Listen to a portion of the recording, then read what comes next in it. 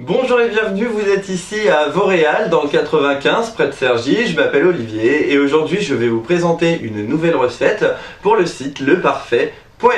Rendons ces lettres de noblesse et remettons à jour une tubercule oubliée avec le velouté de topinambour au curry. Et pour cette recette, j'ai besoin de 500 g de topinambour, une cuillère de curry, une cuillère de miel, un bouillon cube et un petit peu d'huile d'olive. Avant de commencer, on va préparer les topinambours. Alors vous avez deux possibilités, soit les laver à l'eau avec une petite brosse pour pouvoir retirer la terre qui se trouve dessus. Moi je préfère sans la peau, en les épluchant comme une pomme de terre.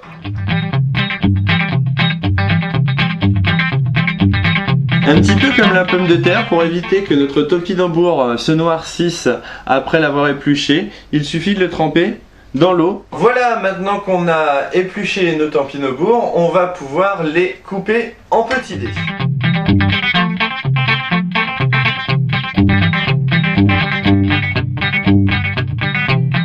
Voilà, maintenant dans une casserole, on va porter à ébullition 75 centilitres d'eau dans lequel on va faire dissoudre notre bouillon de volaille. Dans ma cocotte, je vais rajouter un fond d'huile d'olive. Et je vais faire revenir mes dés de topinambour à feu doux pendant 5 minutes. Nous allons rajouter notre curry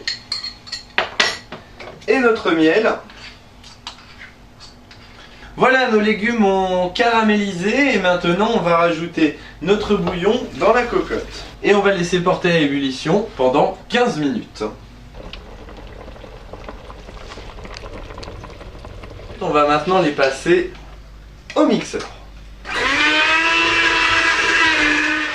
Voilà, une fois qu'on a fini de mixer notre topinambour, on rajoute un petit peu de sel et un petit peu de poivre.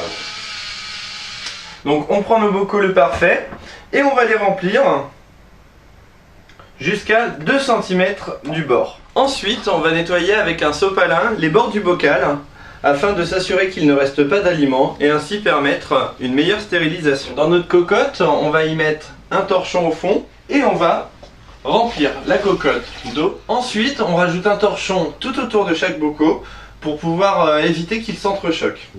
Et on ferme notre cocotte. On la met au feu pendant 45 minutes, le temps de la stérilisation. Il ne me reste plus qu'à vous souhaiter un très bon appétit avec ce velouté de topinambour.